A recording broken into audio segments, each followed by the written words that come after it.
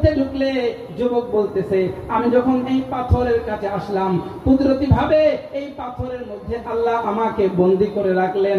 হঠাৎ আমি দেখলাম আমি পরিমাণ জায়গাটা প্রশস্ত হয়ে গেল, জানি না কোত্থেকে যেন একটা জায়নামাজ আমার সামনে এসে পড়লো।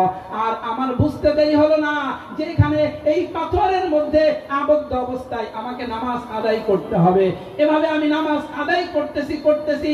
জিজ্ঞাসা করা হলো, হে যুবক, কত বছর পর্যন্ত তুমি নামাজ আদায় করতেছো? প্রশ্ন উত্তরে বললেন, 400 বছর পর্যন্ত আমি নামাজ আদায় করতেছি। সাইয়্যিদুনা ঈসা আলাইহিস সালাতু ওয়াস সালাম বললেন, যুবক, এই যে 400 বছর তুমি ইবাদত করলা, বিনিময়ে কি পেয়েছো?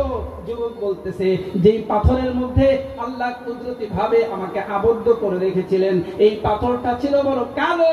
আর আমি যতদিন পর্যন্ত নামাজ পড়তেছি ক্রমান্বয়ে এই পাথরটা আস্তে আস্তে সাদা হতে হতে সর্বোচ্চ পর্যায়ে সাদা হয়ে গেছে। আমি এটা পেয়েছি, সাথে সাথে আমি নামাজ পড়তাম, আমি দেখতাম আমার জায়নামাজের কোনায় প্রতিদিন 3 বেলা বেমৌসুমি আনমৌসুমি কে যেন ফল রেখে দিত, আর আমি এই ফলগুলো খেয়ে নিতাম। এভাবে আমি 400 বছর পর্যন্ত ইবাদত করতেছি।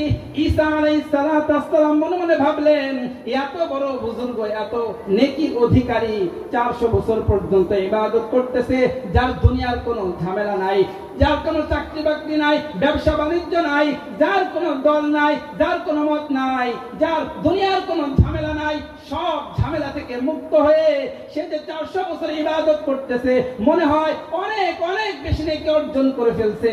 হতে পারে এই ব্যক্তি দুনিয়ার সবচেয়ে বেশি নেকিওয়ালা।